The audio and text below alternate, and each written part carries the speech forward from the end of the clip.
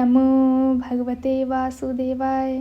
प्रिय मित्रों, आप पवित्र पथ पर अर्जुन के विषाद के उस चरण में पहुंच चुके हैं जहां अब उसका दुख व्यक्तिगत नहीं रहा, वह सामूहिक और सामाजिक चिंता बन गया है।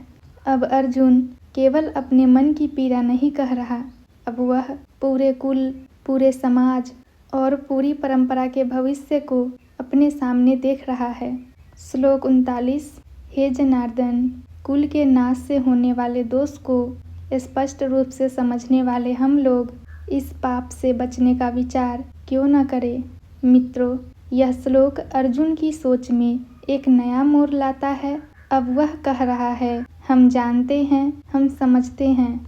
ध्यान दीजिए, अर्जुन स्वयं को अज्ञानी नहीं मान रहा, वह कह रहा है, हम लोग कुल नाश के दोष को स्पष्ट रूप से समझते हैं, अर्थात उसे लगता है कि उसकी समझ पर्याप्त है। और फिर वह प्रश्न करता है, तो फिर हम इस पाप से बचने का विचार क्यों न करें।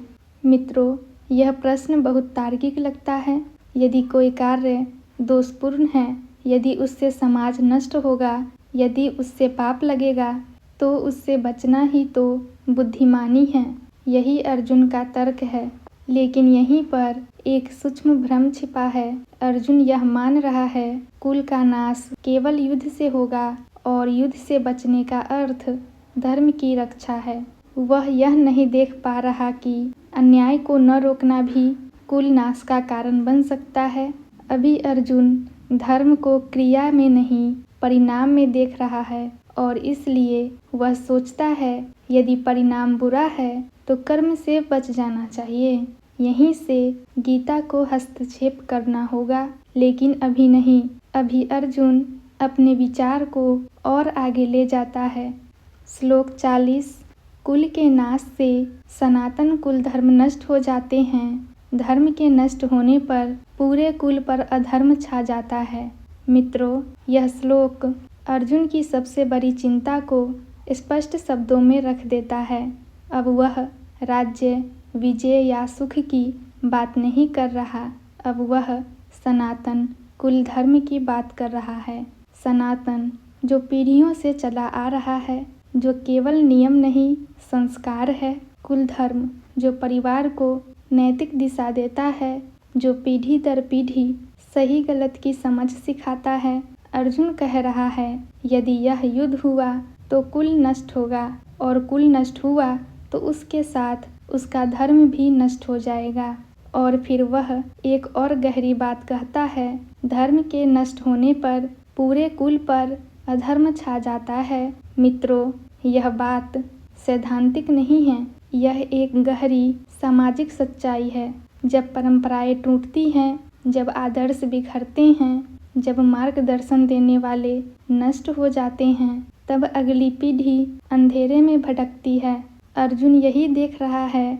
वह सोच रहा है, यदि हम आज इस युद्ध में कूदे तो आने वाली पीढ़ियां धर्म विहीन हो जाएंगी। यह चिंता निस्संदेह महान है, लेकिन यह चिंता अधूरी है, क्योंकि अर्जुन यह मान रहा है, धर्म केवल परिवार के जीवित रहने से बना रहता है। वह यह नहीं देख पा रहा कि कभी कभी अधर्म से भरे संबंधों को जीवित रखना धर्म को ही नष्ट कर देता है। अभी अर्जुन धर्म को परंपरा से जोड़ रहा है। गीता आगे चलकर यह सिखाएगी, धर्म केवल परंपरा नहीं है, धर्म चेतना है, धर्म न्याय है, धर्म सत्य के पक्ष में खड़े होने का साहस है।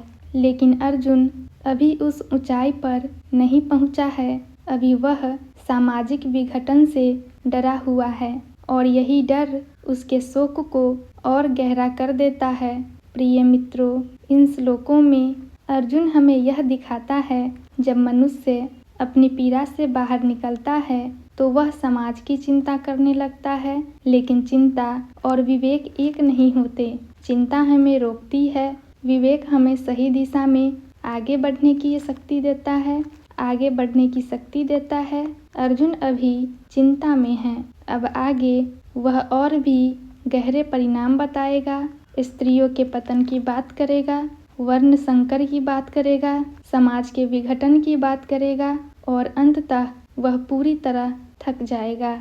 और तभी कृष्ण का उपदेश आरंभ होगा। यदि यह वाणी आपके भीतर यह प्रश्न जगा रही है, क्या मैं भी कभी परिणामों के डर से कर्तव्य से पीछे हट गया हूँ, तो जान लीजिए आप अकेले नहीं हैं। अर्जुन भी यहीं खड़ा था। गीता हमें यह नहीं सिखाती कि चिंता मत करो, गीता सिखाती है कि चिंता से ऊपर उठो, पवित्र पथ के साथ बने रहिए। अगले श्लोकों में अर्जुन समाज के पूर्ण विघटन का चित्र प्रस्तुत करेगा और वहीं से उसका शोक अपने अंतिम बिंदु पर पहुंचेगा। ओम शांति शांति शांति।